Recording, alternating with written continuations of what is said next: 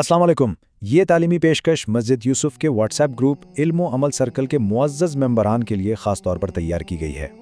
इसमें बयान की गई तमाम तफसीलात और इल्मी नुकात मुस्तनद तफासिर जैसे तफसीर मारिफुल कुरान, तफसीर ज़ख़ीरतुल जिनान और दीगर मोतबर इस्लामी मसादिर से इंतहाई एहतियात के साथ अख़ज़ किए गए हैं।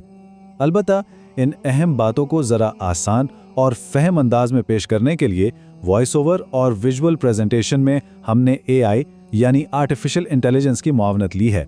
यहाँ ये बात वाज़ेह रहे कि ये कोई मुस्तकिल वीडियो सीरीज़ नहीं है, बल्कि जब भी किसी अहम कुरानी या दीनी मौजू को तहरीर के साथ साथ बसरी अंदाज में यानी विजुअल्स के ज़रिए समझाने की ज़रूरत महसूस होगी तो हम ऐसी मुख्तसर तालीमी पेशकश तैयार किया करेंगे।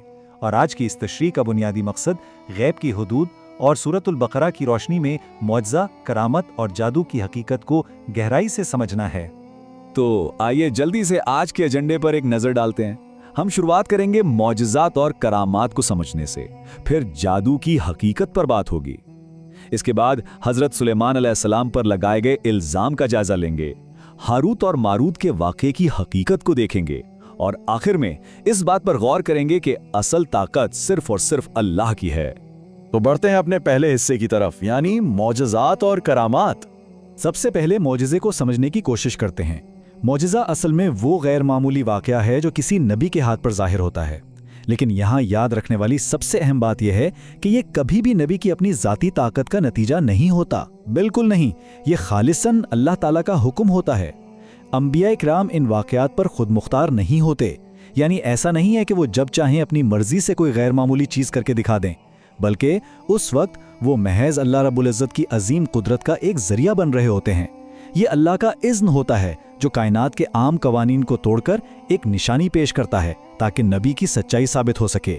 इस बात को मजीद वाज़ा करने के लिए हम हज़रत मूसा अलैहिस्सलाम के असा यानी उनकी लाठी का सांप बन जाने वाला वाक़या जहन में ला सकते हैं। ये अजीम मौजज़ा सरासर अल्लाह के हुक्म से पेश आया था। जरा गौर करने का मुकाम है, अगर ये मूसा अलैहिस्सलाम की अपनी जाती ताकत होती तो क्या वो अपनी ही लाठी के यकदम सांप बनने पर खौफजदा हो जाते? तभी बात है कि जब वो लाठी अजदा बनी तो उनके दिल में डर पैदा हुआ, और इनका ये डरना इस बात की वाज़ा दलील है कि वो ताकत उनकी अपनी नहीं थी बल्कि उस जात की थी जो हर चीज पर कादिर है। उन्होंने खुद से ये इरादा नहीं किया था, बल्कि अल्लाह ने उन्हें ऐसा करने का हुक्म दिया और फिर अपनी कुदरत से उस लाठी को सांप में बदल दिया। अब मौजज़े के बाद बात करते हैं किरामत की। किरामत वो गैर मामूली वाक़या है जो अल्लाह के किसी वली यानी किसी नेक और मुत्तकी बंदे के हाथ पर ज़ाहिर होता है। यहाँ भी वही उसूल लागू होता है, कोई भी वली अपनी मर्जी, ख्वाहिश या अपने ज़ाती इख्तियार से कोई किरामत नहीं दिखा सकता। किरामत दरअसल अल्लाह ताला की ख़ास अता और उसका फजल होती है। ये इंसान के अंदर छुपी हुई कोई खुदाई ताकत हरगिज़ नहीं है। वली तो बस अल्लाह का एक फरमाबरदार बंदा होता है और अल्लाह ताला अपनी हिकमत के तहत जब चाहता है उसके ज़रिए कोई किरामत ज़ाहिर फरमा देता है ताकि उस बंदे की इज़्ज़त अफजाई की जा सके। करामत की इस हकीकत को गहराई से समझने के लिए हज़रत मरियम अलैहिस्सलाम का वाक़या एक इंतहाई खूबसूरत और जामे मिसाल है। जब भी हज़रत ज़करिया अलैहिस्सलाम उनके पास मेहराब में जाते तो वहाँ बेमौसम के ताज़ा फल मौजूद पाते। एक दिन हैरानी से उन्होंने पूछा कि ए मरियम, ये सब तुम्हारे पास कहाँ से आया? तो हज़रत मरियम अलैहिस्सलाम ने बड़ा ही प्यारा जवाब दिया, कहा कि ये अल्लाह के पास से आए हैं। बेशक अल्लाह जिसे चाहता है बेहिसाब रिज़्क़ देता है। ज़ाहिर है ये फल किसी इंसानी मेहनत, बागात या दुनियावी असबाब का नतीजा तो नहीं थे। ये बराए रास्त अल्लाह का फजल और उसकी अता करदा करामत थी। इससे साबित होता है कि अल्लाह अपने नेक बंदों पर किस तरह गैब से रिज़्क़ और करम के दरवाजे खोल देता है। अब हम अपने दूसरे हिस्से की तरफ आते हैं जो कि है जादू की हकीकत। ये एक बहुत ही हसास और गौर तलब मौजू है। देखिए, जादू या सहर खालिस्तन अल्लाह की नाफरमानी और एक शैतानी अमल है। ये एक ऐसा गलत रास्ता है जिसमें जादूगर दुनियावी असबाब, कुछ मखसूस रसूमात और गैर अल्लाह यानी शयातीन की मदद पर इन्हिसार करते हैं। और ये बात अच्छी तरह समझ लेनी चाहिए कि जादू किसी रूहानी मकाम या विलायत की निशानी हरगिज़ नहीं है। अक्सर लोग धोखा खा जाते हैं, लेकिन हर अजीब नजर आने वाली चीज करामत नहीं होती। बाज़-औक़ात वो महज एक शैतानी धोखा और फरेब होती है। शयातीन तो इंसानों को गुमराह करने के लिए ऐसे हथकंडे इस्तेमाल करते ही हैं जिनसे जाहिर में कुछ गैर मामूली मालूम होता है, लेकिन याद रखिए इसकी बुनियाद सिर्फ और सिर्फ झूठ और कुफ्र पर खड़ी होती है। تو اگر ہم ان دونوں کا موازنہ کریں، ایک طرف تو وہ رحمانی اور الہی طاقت ہے جو معجزات اور کرامات کی صورت میں صرف اور صرف اللہ کے حکم سے ظاہر ہوتی ہے، اور دوسری جانب وہ شیطانی عمل ہے جس کی بنیاد ہی کفر، نافرمانی اور دھوکے پر رکھی گئی ہے۔ ہاں، یہ سچ ہے کہ جادو دنیاوی اسباب کے ذریعے کچھ اثر پیدا کر سکتا ہے اور اس کا وجود ایک حقیقت ہے، لیکن حتمی اختیار اور کنٹرول پھر بھی صرف اور صرف اللہ کی ذات کے پاس ہے۔ اللہ کے اذن کے بغیر کوئی جادوگر کسی کو ذرہ برابر بھی نقصان نہیں پہنچا سکتا۔ جادوگر اور شیطان کی تمام تر کوششیں اللہ ہی کے مقرر کردہ نظام کے تابع ہیں۔ آگے بڑھتے ہیں سیکشن 3 کی طرف۔ حضرت سلیمان علیہ السلام پر لگایا گیا ایک بہت بڑا الزام۔ تاریخ میں یہودیوں اور بعض گمراہ گروہوں نے ایک بہت ہی سنگین بہتان تراشا اور جادو کو حضرت سلیمان علیہ السلام کی طرف منسوب کر دیا۔ ان کی وفات کے بعد شیاطین نے یہ افواہیں پھیلائیں کہ ان کی وہ عظیم الشان سلطنت جس میں ہواؤں، جنات اور جانوروں پر بھی ان کی حکومت تھی، وہ سب نعوذ باللہ جادو کے زور پر تھی۔ لیکن قرآن مجید نے سورۃ البقرہ کی اس نہایت اہم آیت میں اس الزام کی سختی سے تردید کی اور واضح الفاظ میں فرمایا وما کفر سلیمانو، یعنی اور سلیمان نے کفر نہیں کیا۔ اس ایک آیت نے ہمیشہ کے لیے یہ ثابت کر دیا کہ حضرت سلیمان علیہ السلام نہ تو جادوگر تھے اور نہ ہی جادو سکھانے والے۔ انہیں دی گئی طاقت جادو نہیں تھی، بلکہ وہ اللہ کا عطا کردہ ایک عظیم الشان معجزہ اور انعام تھا۔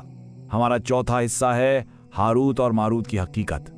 اس حوالے سے بھی کئی تاریخی اور عقیدتی غلط فہمیاں پائی جاتی ہیں۔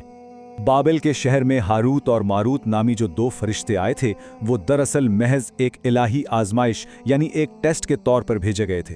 اس وقت جادو کا بہت زور تھا اور لوگ اسے علم سمجھنے لگے تھے، چنانچہ اللہ تعالیٰ نے ان دو فرشتوں کو اتارا۔ ان کا طریقہ کار کیا تھا؟ جب بھی کوئی شخص ان کے پاس کوئی عمل سیکھنے آتا تو وہ اسے پہلے ہی سختی سے خبردار کر دیتے تھے اور صریح الفاظ میں کہتے تھے ہم تو بس ایک آزمائش ہیں، تم کفر نہ کرو۔ یعنی وہ یہ سخت انتباہ دیے بغیر کسی کو کچھ سکھاتے ہی نہیں تھے۔